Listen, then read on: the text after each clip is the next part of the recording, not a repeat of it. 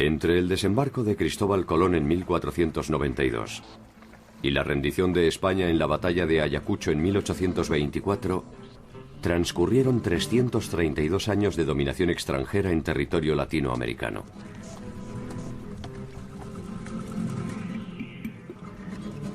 Ninguno de los monarcas españoles conoció nunca el territorio americano en ese lapso.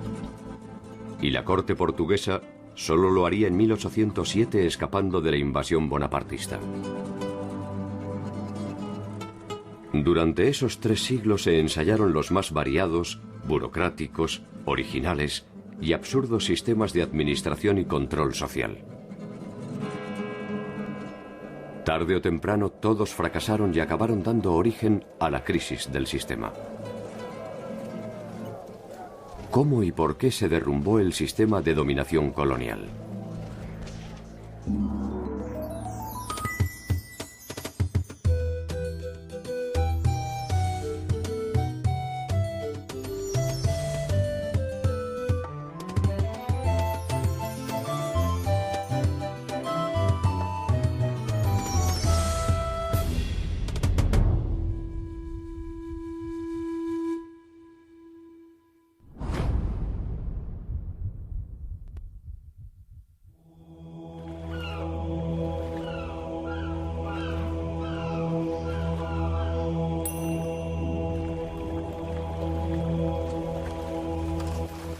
Como toda conquista, la irrupción de Europa en el actual territorio latinoamericano fue un proceso violento, ilegítimo e inmoral.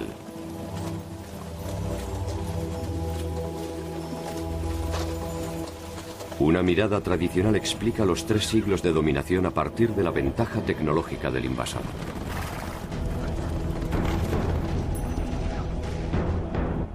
Para muchos, se trató de un simple enfrentamiento entre la inocencia y la impiedad. Sin embargo, los comportamientos de las sociedades originarias y emergentes jugaron un papel decisivo en la colonización. Muchas veces para rechazarla y otras tantas para consolidarla. Un pensador mexicano muy importante del siglo XX, José Vasconcelos, escribió una vez que la conquista de México la hicieron los indígenas y la independencia la hicieron los españoles.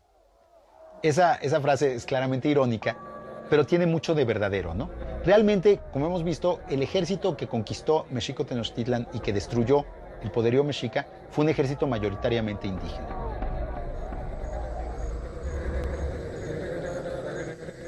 La conquista de México, iniciada en 1517, daría una proporción real a la empresa colonizadora. Después de su experiencia en las Antillas, por primera vez los españoles se enfrentan a una fuerza imperial capaz de darles batalla. La clave del éxito de Hernán Cortés reposa más en sus aptitudes diplomáticas que en sus condiciones militares.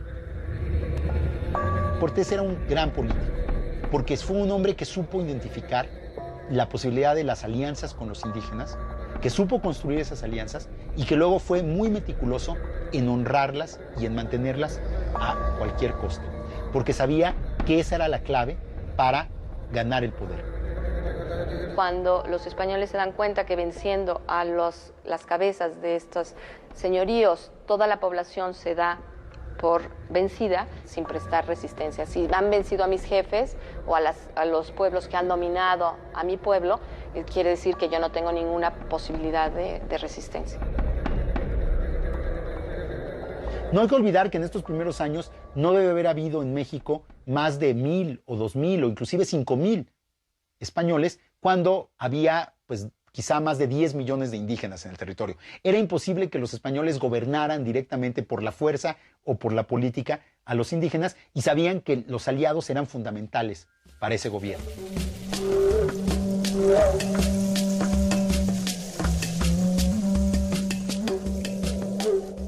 Podría resultar extraño que tamaña desproporción no haya desembocado en una resistencia más decidida y se haya reducido a esporádicas rebeliones. El régimen de tenencia de la tierra puede ser una de las razones de esta pasividad.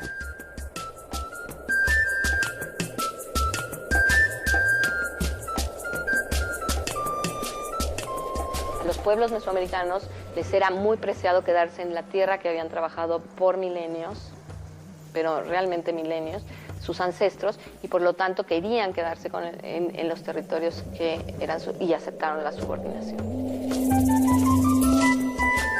Las tierras de los indios eran inalienables. Por eso que además el sistema no es un sistema feudal, porque otra de las cosas que no podía hacer era quedarse con la tierra de los indios. Lo hacía ilegalmente, pero legalmente no podía. Estos primeros 50 años establecieron una tensión constante entre las aspiraciones de los reinos europeos y las realidades que en Latinoamérica encontraba la avanzada colonizadora. Lo que hubo a lo largo del siglo XVI fue una negociación entre los españoles y los indígenas para ver cuántos privilegios iban a conservar, de qué manera se iban a conservar, cómo se iba a gobernar la Nueva España respetando a los pueblos aliados. Conforme los españoles fueron ganando fuerza, fueron respetando menos a los aliados. Y conforme obviamente los aliados se fueron debilitando, fueron perdiendo muchos de los privilegios que tenían. El sistema de gobierno, de alguna manera, tenía que regirse por un cuerpo de leyes. El rey no podía manejar esto, ¿no?, en forma personal. Hacía un consejo, como hay otros consejos en España, un consejo dedicado exclusivamente a los asuntos de Indias. El Consejo sugiere, el rey decide, y los funcionarios coloniales intentan cumplir las leyes, atendiendo las demandas crecientes de quienes viven en América.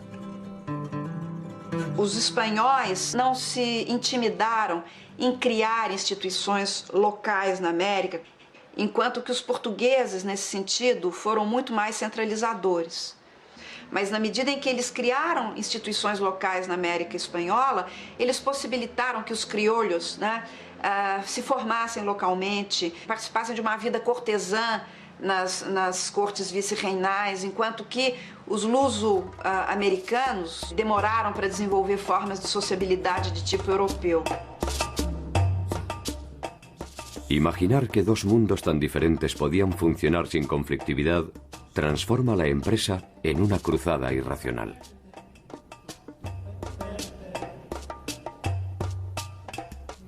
La Corona de Castilla intentó aquí un desarrollo armónico que ni siquiera había logrado en su propio territorio. Hay que olvidarse que nosotros hablamos de España, pero que España no existía. España era un territorio en el que había muchos reinos, con sus propias jurisdicciones y sus fueros propios. Entonces lo que se va a aplicar acá en primer momento es la legislación de Castilla. La nutrida legislación que emanaba de España intentaba reglamentar la vida cotidiana, la convivencia entre dos culturas, las normas del comercio y el trabajo, y por si fuera poco, erradicar siglos de costumbres arraigadas.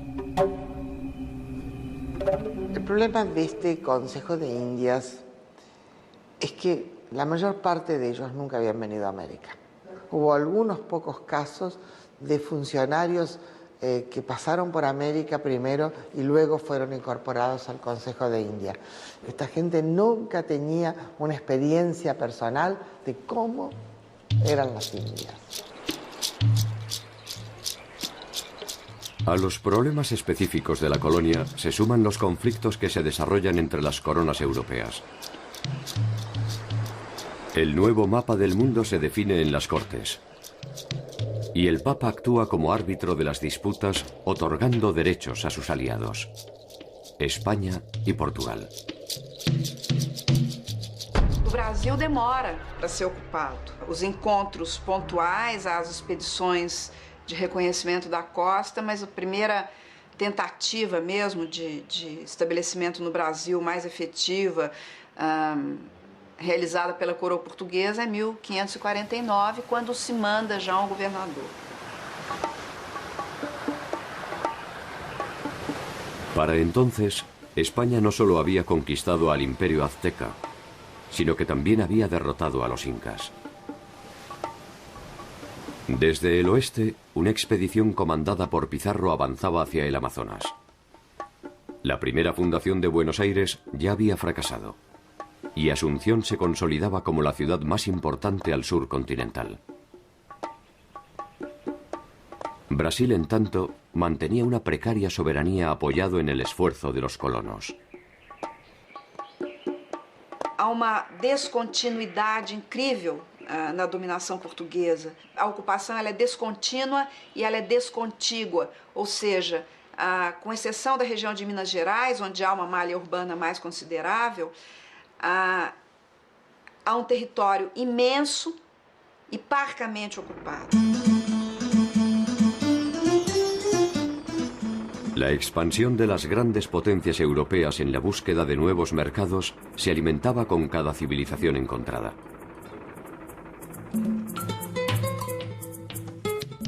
Cada una de ellas despertaba una ilusión de riqueza que convocaba a los mercaderes del mundo deseosos de participar en el reparto de utilidades. España y Portugal poseían la llave de este mundo de abundancia. Não há projeto racional de financiamento da empresa colonizadora, mas há uma combinação de iniciativas privadas e dinheiro do Estado. El descubrimiento de América se realiza por el financiamiento de muchas personas en Europa. En realidad, con el descubrimiento de América hemos financiado el renacimiento europeo. Y tal vez España ha sido el país menos beneficiario. Han sido más los ingleses, los holandeses, los belgas, los alemanes, los italianos. La exploración y la conquista del actual territorio del Brasil ofrecía muchas dificultades.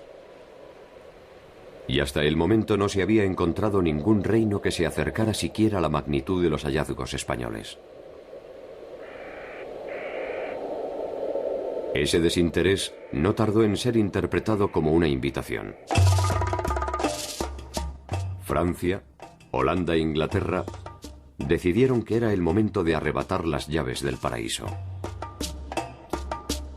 O Brasil foi ocupado pelos franceses entre 1555 e 1560 no Rio de Janeiro. São os franceses que fundam o Rio de Janeiro, praticamente, né? Os holandeses ocupam Pernambuco e há uma administração holandesa em Pernambuco durante quase 2 décadas. Portugal encontrará finalmente la manera de obtener rentabilidad de la aparente pobreza de la región mediante la producción agrícola. A partir do final do século XVI, a grande produção agrícola na América Portuguesa é a açucareira.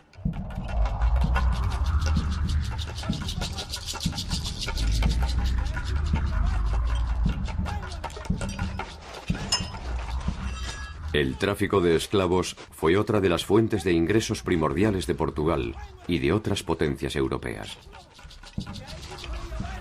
En 1518 se recibe el primer envío de esclavos africanos hacia América y el comercio no se detendrá hasta 1873, cuando el último de los cargamentos documentados llega al sur de la isla de Cuba.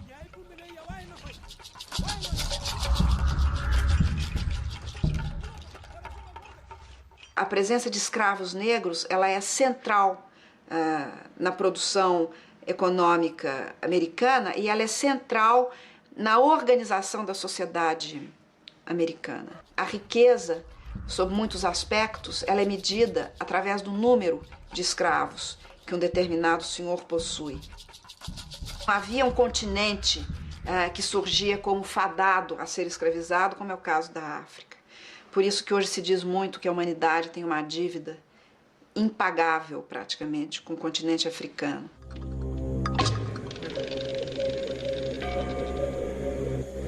Un poco más de 100 años debió esperar Latinoamérica para que un funcionario colonial nacido en el territorio asumiera funciones de gobierno. En 1597, un hijo de españoles, Hernando Arias de Saavedra, Hernandarias, asume el liderazgo del gobierno de Paraguay.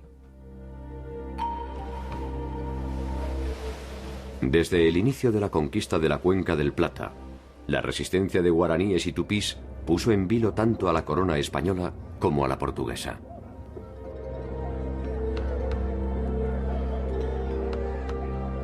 Paraguay era un país pobre en el sentido de que no tenía oro ni plata.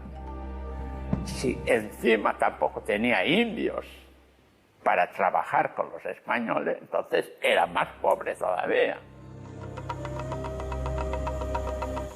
Las presiones de Portugal y las demandas de los encomenderos que exigen la pacificación interna desembocan en la convocatoria de una orden religiosa que habría de escribir una de las páginas más inusuales de la vida guaraní: la Compañía de Jesús.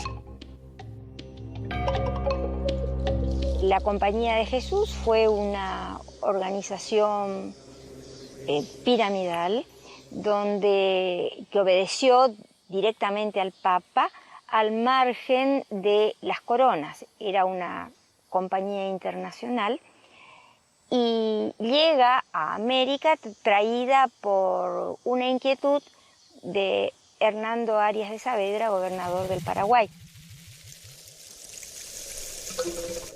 Los jesuitas realizan su trabajo misional en Paraguay, Bolivia, Brasil, Argentina y Uruguay, congregando a los guaraníes en incipientes pueblos apoyados en la caótica legislación colonial. El hacer reducciones, las llamadas reducciones, los pueblos reducciones, esto tampoco es original de los jesuitas, esto está en la legislación española, de que se congregue a los indios para que no anden desparramados y así puedan ser más humanos y cristianos. Se trataba de pueblos de indios manejados por no indios. Cada reducción tenía entre 1.000 y 7.000 personas y cada una de ellas estaba manejada por 2 religiosos.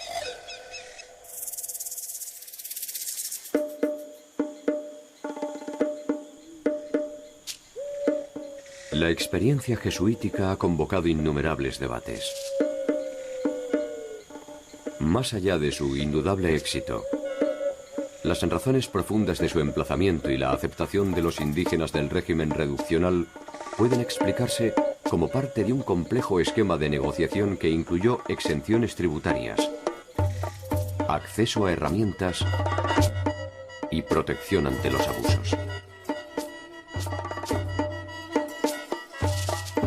En los 10 primeros años, a partir de la conversión, se estaba libre de pagar este tributo, lo cual era un atractivo para el indígena de decir, bueno, yo me hago cristiano, pero durante 10 años no voy a pagar todavía tributo. Las sociedades nativas encuentran en esta combinación de intereses una forma de supervivencia ante la invasión.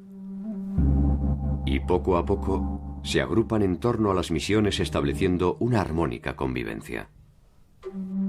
Lo que se pretendía con la excusa también de cristianizarlos y de hacerlos más civilizados era reunir a los indios para el trabajo. Esta era la verdad.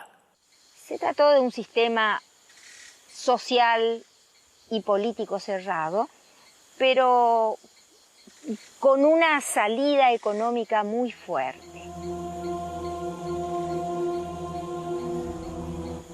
Las misiones crecieron exponencialmente, y lo que en apariencia era una solución para el problema de la mano de obra nativa, derivó en un enfrentamiento con los encomenderos españoles.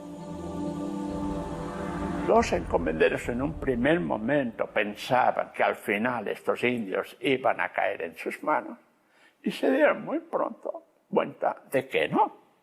Y no solamente no caían en sus manos, sino que llegaron a formar lo que a veces se ha llamado una república autónoma. Pero eran verdaderas ciudades totalmente planificadas, a diferencia de las hispanas, que eran caseríos sin planificación, en el momento justamente de la expulsión, en Santana habían 4.800 personas, en Loreto 7.000, en San Ignacio 6.800, Asunción, que era otra gran ciudad hispana, 2.000. Y en Buenos Aires, la más grande de las ciudades hispanas, 5.000.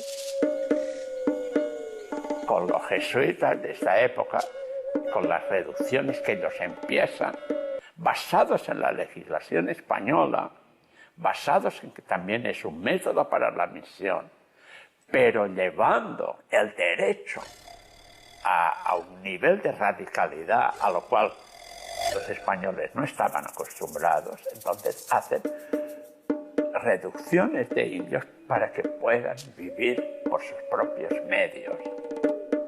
Y con eso demostraron que estas sociedades indígenas tuvieron un grado de desarrollo, bueno, 10, 100 veces superior al propio español criollo. La experiencia jesuítica nunca alcanzó ese grado de eficacia en otros territorios. Cada una de las versiones de Latinoamérica imponía sus propios sellos a las formas de organización. En el territorio andino, una figura distintiva iba a marcar los límites de la dominación colonial: el curaca.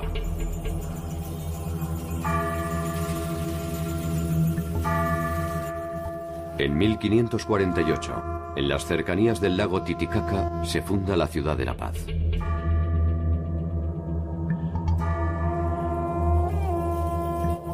Los garantes del equilibrio andino eran los jefes regionales o curacas, que actuaban como nexo entre el mundo colonial y el indígena. Este contrato de convivencia se había establecido a partir de la derrota del Imperio Inca e incluía principalmente a los jefes que habían prestado su colaboración a los conquistadores. La bisagra típica que había en el Estado colonial era que estaba entre la llamada República de Indios y la de República de Españoles. En unas partes llamaban cacique, en otras llamaban curaca. Estos eran los que tienen autoridad fuerte dentro del pueblo originario, y estos eran un puente, efectivamente, entre los dos. Los curacas se encargaban de cobrar los tributos, de recolectar la gente para ir a la mita, y a cambio de eso recibían un 5% de los tributos. Ellos no pagaban tributo, tenían derecho a la educación en la escuela de caciques, porque a los curacas se los denominó erróneamente caciques, trayendo la palabra desde el Caribe. Por ejemplo, en los testamentos se ve que tienen casas, haciendas, pequeñas haciendas, cuadros, muchas pinturas, es increíble la cantidad de pinturas, a veces hasta libros, mulas. Muchos manejaban el transporte de las mulas. Una de las principales fuentes de ingresos del gobierno español es el tributo. Cada uno de los miembros de la comunidad debía pagar al rey una suma de dinero anual. El tributo se fija en pesos. Es decir, el indígena tiene que ir a vender su producción en el mercado. Eso significa que va a ingresar al sistema mercantil, vende su producción en el mercado y con lo que gana ese mercado tiene que pagar el tributo. Se pagaba 2 veces al año, en San Juan, en junio, y en Navidad. La elección de las fechas no resulta casual. Las fiestas y celebraciones eran una institución de vital importancia en las relaciones de intercambio andinas.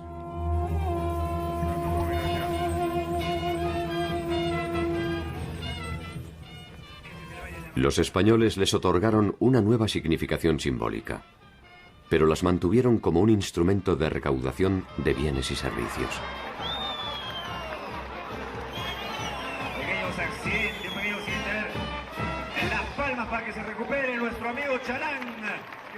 Siempre en estas fiestas era el momento en que también nombraban a los que tenían que ir a la mita de Potosí.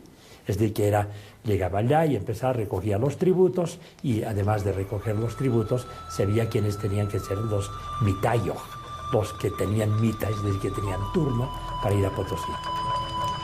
La mita era ya una práctica de trabajo forzado, de trabajo obligatorio, ya en el Imperio Incaico. Cuando los españoles llegaron, lo que han hecho es perfeccionar esta forma de trabajo. Los mitayos, en algún caso, tenían que recorrer hasta 600 kilómetros para llegar a Potosí. Venían cargados con toda su familia, con ropa y con todo su alimento para un año, porque con los 2 reales que recibían de la corona no podían subsistir.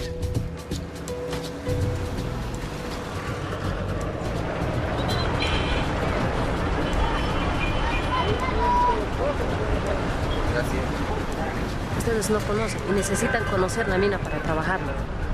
Es que me gustaría que entren un hito por lo menos para conocerlo. No es como imaginan.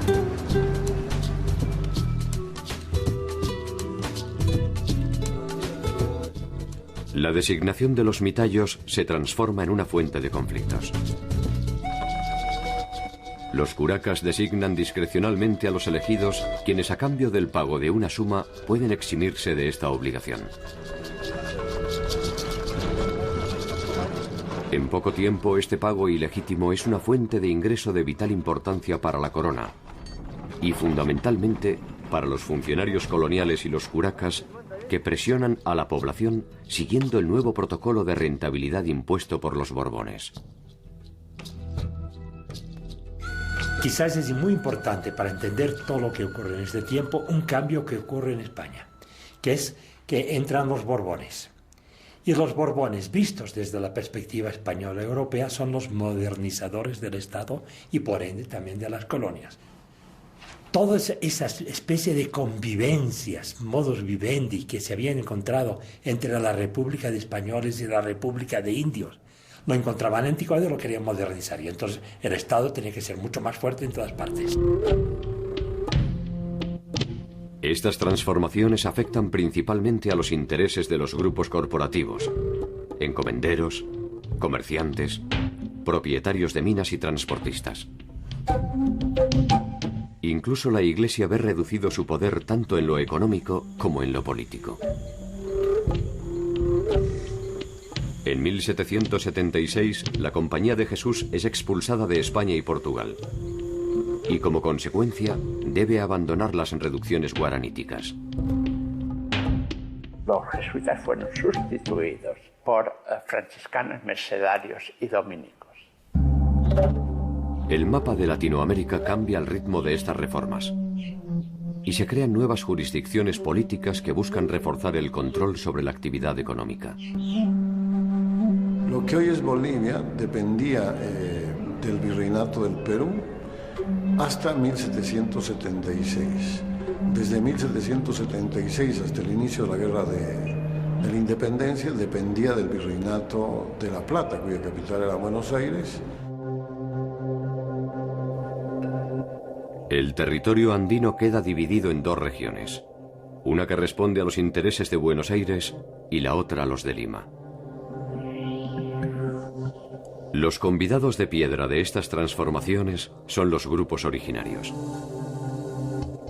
Hacia 1730, en los Andes, se multiplican las protestas contra las nuevas reglamentaciones. Poco a poco estas demandas se intensifican ante la indefinición de las autoridades, que están lejos de imaginar la futura escalada de violencia que pondrá en riesgo el sistema de dominación español.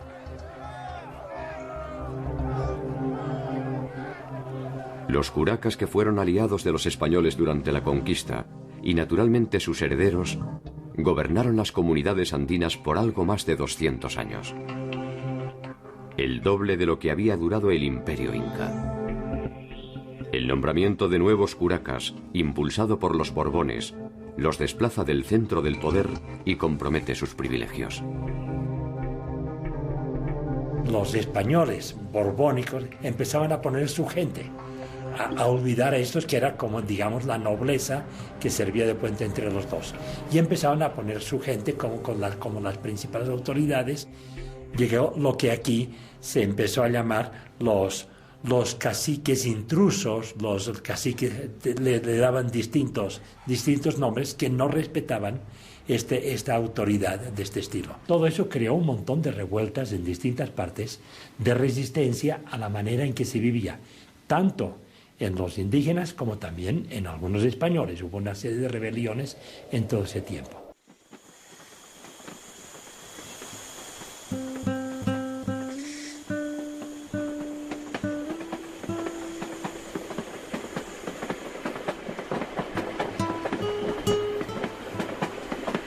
La próxima estación en la historia de Latinoamérica es la de las guerras de la independencia. Allí se detendrá el viaje de la conquista europea y se iniciará una nueva y no menos conflictiva instancia política. Los pueblos originarios perdieron en esa ocasión el tren que podría haberlos llevado a una demorada victoria.